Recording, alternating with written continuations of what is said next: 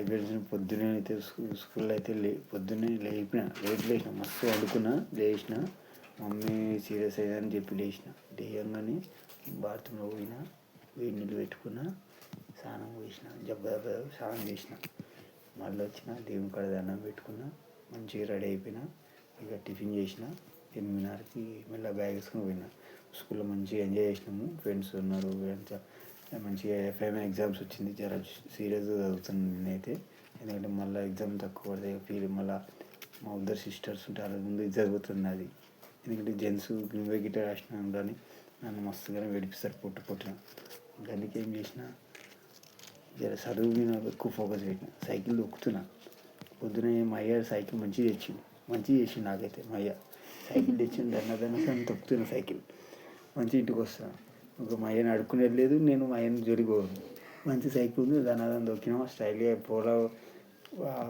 పొరగలము buildup ఇచ్చినామా లేదా మస్తు ఇగో ఇంటికి వచ్చినాక మళ్ళీ కొద్దిసేపు వండుకున్నా అప్పుడే 3 కొట్టిన టైం అదే ఇంటికాడికి వెళ్ళి వచ్చినాక 4 అయ్యే టైం మళ్ళీ చాయ్ తాగిన డబ్బు రొట్టె బుక్కిన మళ్ళీ ట్యూషన్కి పోయినా నాకు గాశారం బాగాలేదు ఫ్రెండ్స్ ఇలా నిజం చెప్తున్నా వద్దు మా ఫ్రెండ్ గారు ఏమన్నాడు అరే చాక్లెట్ తెచ్చినారా పోయి నేను ప్రేమ తెచ్చినా పోయి కింద చాక్లెట్ తినరా పోయి నా మీద ప్రేమ ఉంటే అన్నాడు అరే ఈడేంరా ఇట్లా పట్టుకున్నాడు దరిద్రం లేక అని జోలో పెట్టుకున్నాడు